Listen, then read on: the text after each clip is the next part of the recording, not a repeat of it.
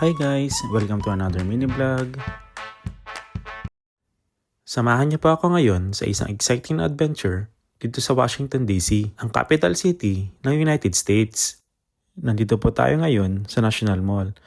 At hindi po ito shopping mall ha. Ito po yung mahabang stretch ng open park sa gitna ng DC.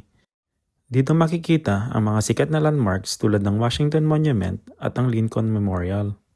At sa likod ko po, makikita nyo ang Washington Monument, isang napakatangkad na obelisk na tribute para kay George Washington, ang unang president ng United States.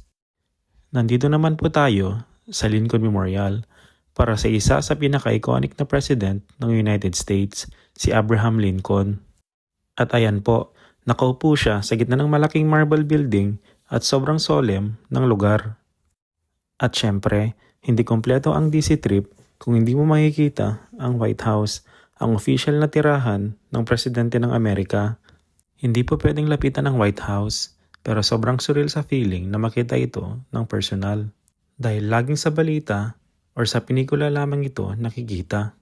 Ang daming pwedeng gawin at matutunan dito sa Washington DC.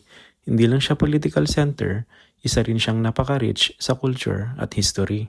Ito po ang ating quick mini tour sa Washington DC. Maraming salamat po.